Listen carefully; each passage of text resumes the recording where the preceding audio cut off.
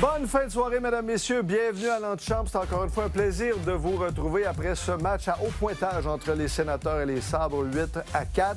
Ça aide le Canadien, hein, même en début de saison, ce genre de match au classement. Donc, es-tu en train de dire que Buffalo n'est pas en lice avec le Canadien? Non, mais quand même, dans l'Atlantique, ça permet d'avoir des matchs de 4 points, des matchs où les Sabres ont perdu, ont gagné ce soir. C'est leur première victoire de la saison.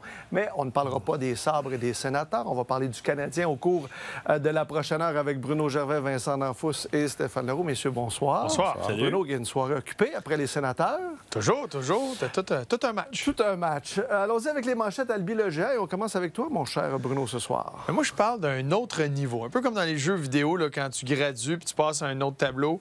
Mais le prochain niveau, moi, ce que j'ai vu du Canadien, une bonne première période, mais sinon, la deuxième et la troisième période, c'était difficile. Les jambes ne bougeaient pas, l'exécution était moins là, mais tu trouves des façons de gagner.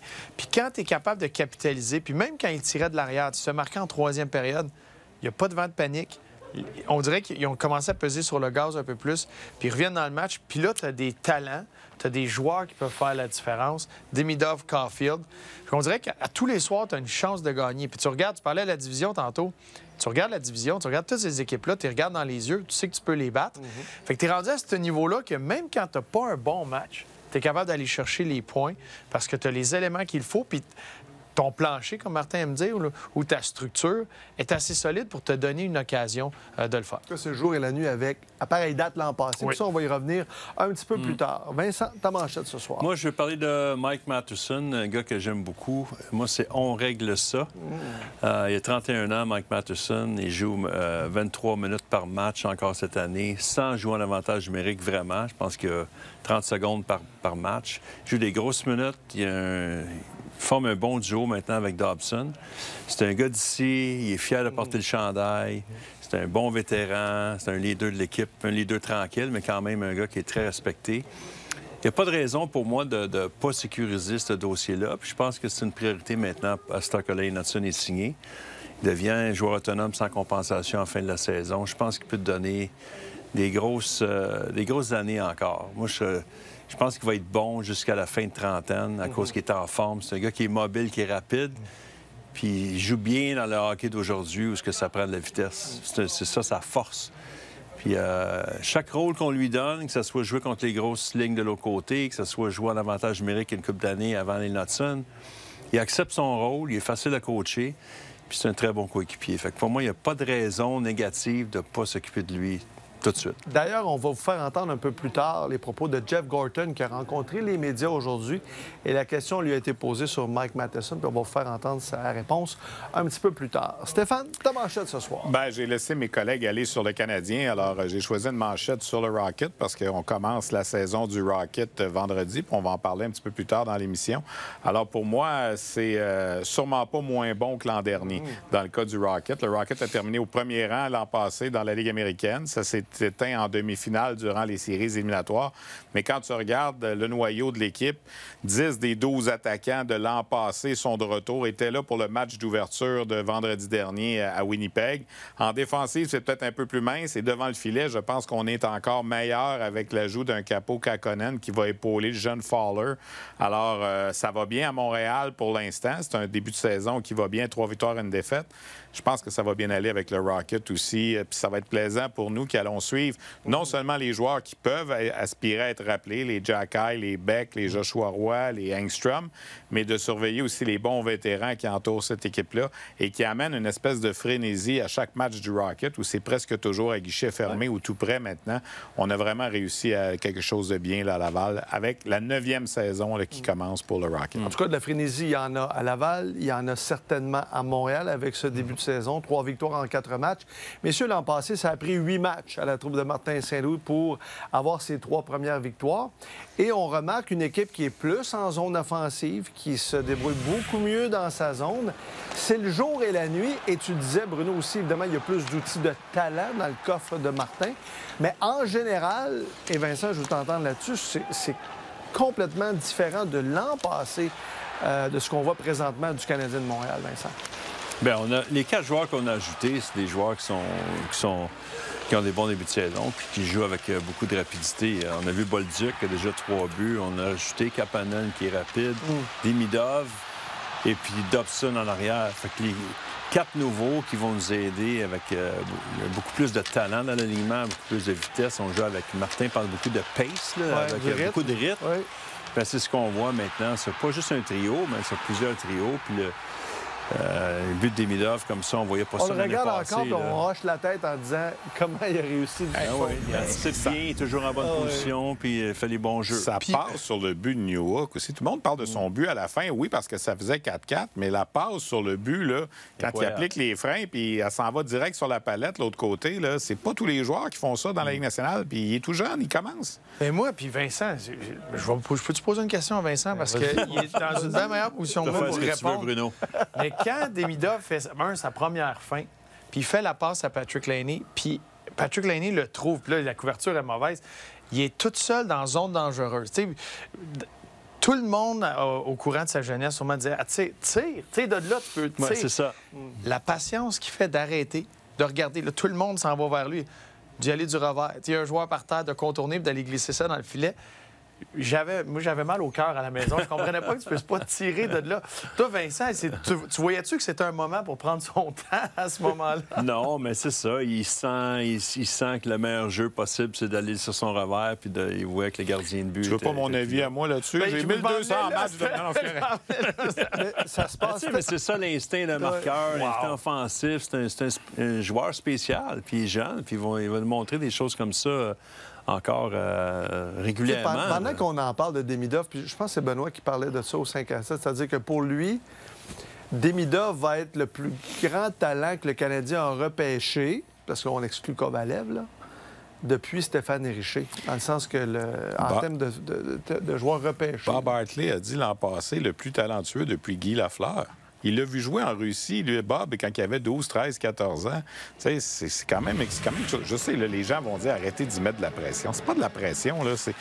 Ça se peut. Est-ce que ça se peut que ce soit le joueur qui a le plus de talent depuis 50 ans avec le Canadien? On verra, l'avenir va le dire, mais il fait des choses présentement incroyables pour un jeune.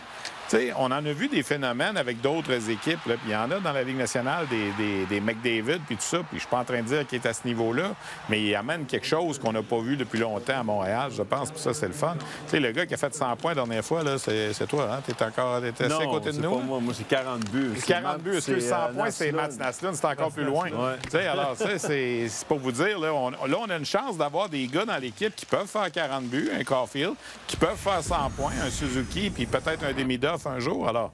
Non, pas juste de Demidov. On peut parler de Bolduc qui amène du papier sablé, qui amène de la vitesse, qui est en avant du filet, qui marque, qui a un bon lancer. Cole Caulfield sur 200 pieds. Moi, Martin Saint-Louis, plusieurs fois, là, Cole Caulfield, depuis qu'il est à Montréal, évidemment, il est arrivé comme un marqueur.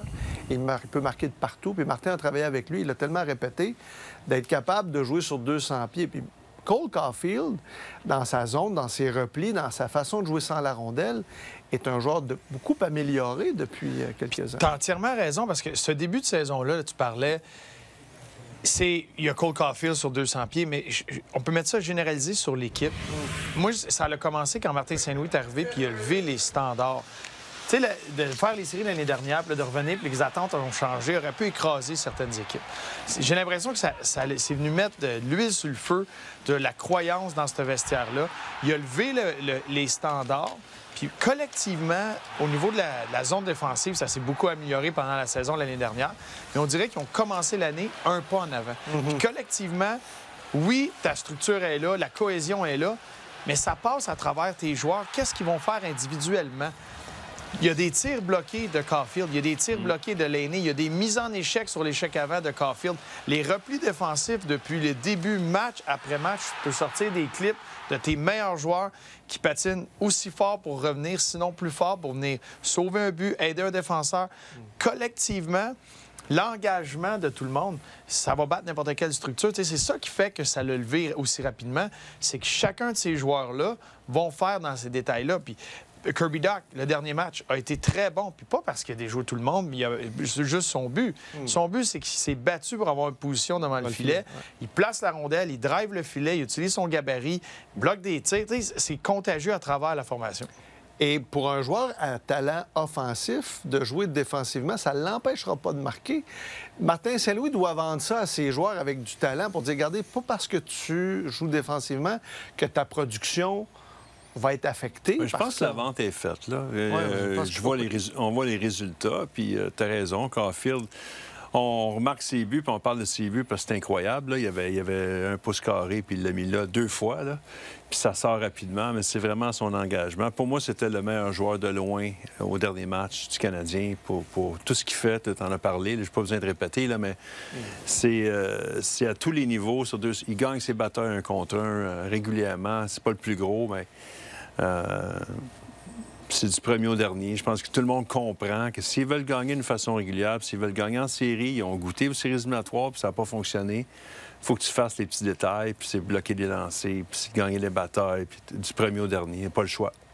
Et moi, quand j'entends ça, c'est de la musique parce que combien de détracteurs disaient il va se faire tuer, il est ben trop petit, il est pas capable, puis tout ça. Puis on disait la même chose de Lane Hudson. Puis moi, j'avais la chance, de par mes fonctions, d'aller voir ces jeunes-là jouer avant qu'ils arrivent. Puis j'ai toujours été un défenseur, puis je dis pas ça parce que ça fonctionne. Là. Je pense qu'on peut ressortir les vieilles émissions. J'ai toujours défendu Caulfield. Je me suis chicané des fois avec Martin Lemay à Ongeaz.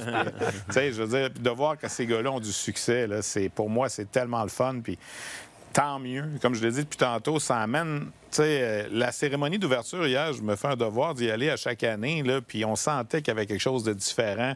Les gens avaient hâte. Je dis pas que les gens n'ont pas hâte les autres années, mais tu sais, il y a des années où on nous présentait des gars là, pendant la cérémonie d'ouverture sur la glace, puis on regardait ça, puis on disait qui? Puis là, hier, là, les 20 joueurs qui ont été présentés, même les 2 réservistes, Joe Veleno et Jaden Struble. Ah oui, il y avait quelque chose hier pour chacun des gars. Il y en a-tu vraiment un hier dans les 20 qui a embarqué sur la glace, puis le monde se sont dit ouf, ouf. Non, honnêtement, non. Tu sais, les gens sont déçus un peu de Laine depuis le début de la saison, mais tu sais, il a été accueilli quand même très bien. Puis du 1er au 6e défenseur, du 1er au 12e attaquant, le gardien substitut, tu sais, je pense qu'en ce moment, là, l'équipe n'est pas rendue encore à gagner la Coupe Stanley cette année, là, mais tu sens qu'il se passe quelque chose, puis ça englobe tout le monde. Puis, tu sais, que ce soit au niveau de l'intérêt, que ce soit au niveau des codes d'écoute, tu sais, on l'a dit à RDS durant les matchs préparatoires, il y a eu des codes d'écoute incroyables. Hey, c'est des matchs préparatoires qu'il y a 10 joueurs, des fois, que tu ne verras plus jamais dans la Ligue nationale de chaque côté, puis les gens sont là pour regarder quand même. Alors, tant mieux pour tout le monde. On l'a souvent dit, quand le Canadien va bien, on dirait que la population va bien, puis c'est positif. Ouais, puis quand on dit ça n'arrête pas de bien aller présentement pour le Canadien, bien, tu as évidemment la fiche de l'équipe, l'annonce de Lane Hudson, son nouveau contrat, l'annonce de 5 autres années pour Jeff Gorton et Ken Hughes. C'est dans la continuité. Les transactions font bien. Exactement. Et là, je vais aller à ta manchette, Vincent, sur Mike Matheson. C'est le prochain dossier à régler. Jeff Gorton, la question lui a été posée aujourd'hui. On va l'entendre, puis on va amorcer la discussion tout de suite après.